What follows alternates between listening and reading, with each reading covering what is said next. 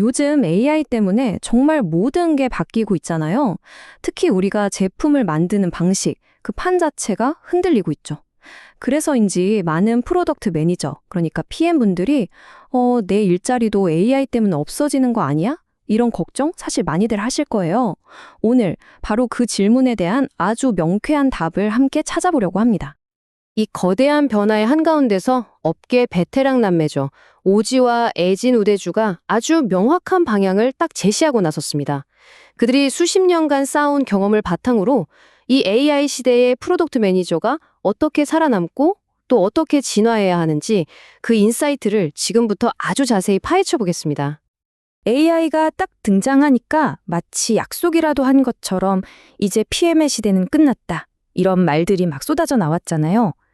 에지노대주는 이 말을 들었을 때 정말 화가 났다고 해요. 이게 그냥 흘려들을 얘기가 아닌 게 수많은 PM들이 실제로 느끼는 그 불안감을 정확히 짚어내는 말이거든요. 그래서 다들 묻는 거죠. PM의 역할, 정말 사라지는 걸까? 하고요. 그런데 우대주 남매는 어쩌면 이 질문 자체가 잘못됐을 수 있다고 말합니다. 진짜 우리가 던져야 할 질문은 사라지느냐 마느냐가 아니라 어떻게 바뀌고 있느냐가 아닐까요? 네, 우대주 남매가 내린 결론은 아주 명확합니다. 고객의 진짜 문제를 해결하고 새로운 가치를 만들어내는 프로덕트 매니저의 본질, 그러니까 왜 이걸 만들어야 하는가와 무엇을 만들어야 하는가는 절대 변하지 않는다는 거예요.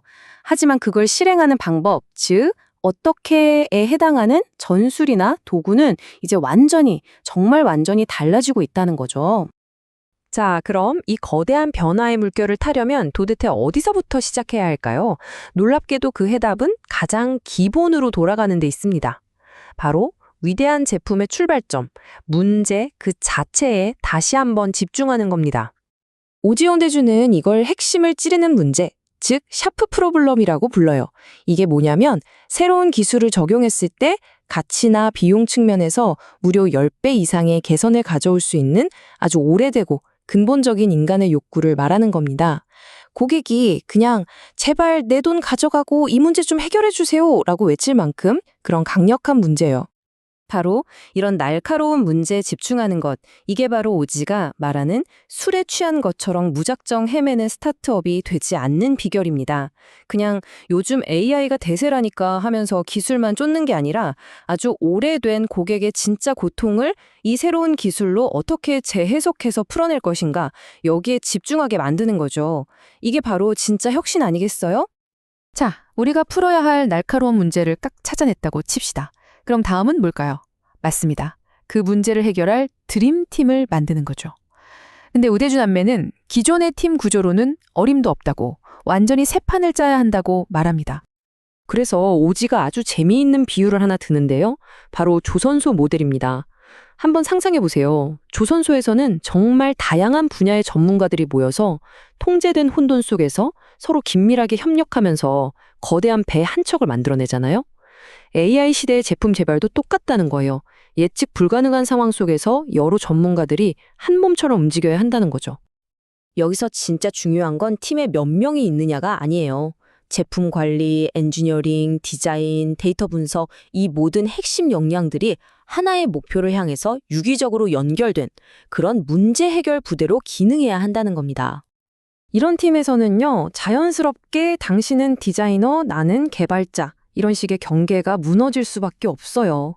디자이너도 데이터 모델을 알아야 하고 엔지니어는 사용자 경험을 더 깊이 파고들어야 하죠. 결국 모든 팀원이 자기 전문 분야를 넘어서 더 넓은 시야와 기술을 갖춘 소위 말하는 T자형 인재가 되어야 한다는 뜻입니다. 여기서 진짜 성공하는 기업과 그렇지 않은 기업의 차이가 확 드러납니다. 성공하는 기업들은요, 기존 제품에 AI 기능을 그냥 추가하는 수준에 머무르지 않아요. 그건 뭐랄까, 낡은 집에 그냥 스마트 스피커 하나 가져다 놓는 거랑 비슷해요. 진짜 혁신은요, AI라는 이 강력한 엔진을 중심으로 제품의 설계도 자체를 완전히 새로 그리는 것, 바로 거기서부터 시작됩니다. 자, 그럼 이제 가장 중요한 부분입니다. 이 새로운 게임의 룰에 맞춰서 살아남기 위해 프로덕트 매니저인 바로 당신은 무엇을 준비해야 할까요? 지금부터 AI 시대 PM을 위한 새로운 플레이북, 즉 새로운 마음가짐과 기술에 대해 알아보겠습니다. 에지는 기술보다 마음가짐이 먼저라고 아주 강력하게 강조합니다. 첫째는 내가 아무리 전문가라도 누구에게든 배우려는 겸손함. 둘째는 이건 왜 이렇지? 하면서 끊임없이 질문하는 호기심. 그리고 마지막으로 제일 중요한 것, 바로 누가 시키지 않아도 주인의식을 갖고 기회를 만들고 실행하는 아주 높은 수준의 주도성입니다. 이 비유 정말 기가 막히지 않나요? 주도성이 뭔지 그냥 머리에 확 박히는 느낌이에요. 그냥 주변 상황이 어떤지 재고 보고하는 온도계에 머무를 게 아니라는 거죠. 직접 나서서 방 안의 공기, 그 온도를 바꿔버리는 온도 조절 장치가 되라는 겁니다. 이게 바로 우리가 가져야 할 태도라는 거예요. 이런 강력한 마음가짐을 갖췄다면 그 위에 반드시 3가지 핵심 기술을 쌓아야 합니다. 첫째, 데이터가 어떻게 모이고 어떻게 모델을 훈련시키는 데 쓰이는지 이해하는 데이터 리터러시. 둘째, AI가 내놓은 결과물이 진짜인지 아닌지 검증하고 환각 현상을 제어하는 평가 작성 능력. 그리고 마지막으로 이제는 문서만 쓰는 PM이 아니라 직접 간단한 프로토타입이나 코드를 만져보는 실무 능력이 필요합니다. 특히 이 부분, 오지가 정말 강조하는데요. 지난 1년간 내가 짠 코드가 지난 10년 동안 짠 것보다 많다. 이 한마디가 모든 걸 말해주죠. 기술팀을 제대로 이끌려면 말로만 하는 게 아니라 직접 그 기술에 손을 담가봐야 한다는 겁니다. 그래야만 기술의 한계와 가능성을 진짜 깊이 이해하고 팀원들의 신뢰도 얻을 수 있으니까요. 그리고 그는 이걸 말로만 하지 않고 직접 실천하고 있어요.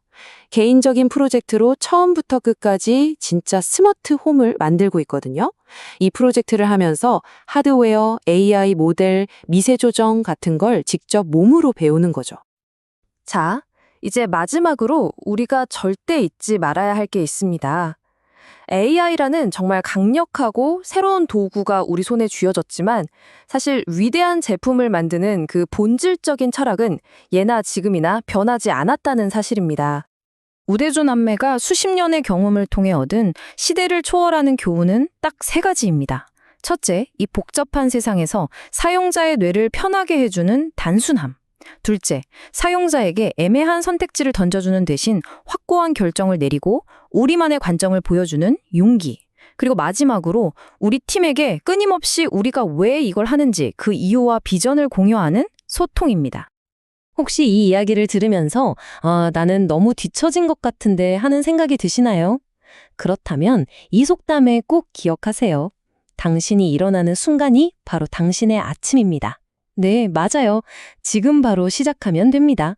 배우는데 너무 늦은 때란 없으니까요. 결국 AI는 그냥 도구일 뿐입니다. 어떻게 쓰느냐는 우리에게 달려있죠. 우대주 남매는 우리에게 마지막으로 정말 중요하고 근본적인 질문을 던집니다. AI라는 이 엄청난 힘에는 그만큼의 책임이 따릅니다. 이 새로운 초능력을 손에 쥔 우리는 과연 무엇을 만들기로 선택할 것인가? 아마 이 질문이야말로 AI 시대를 살아가는 모든 프로덕트 매니저가 매일 스스로에게 던져야 할 질문이 아닐까 싶습니다.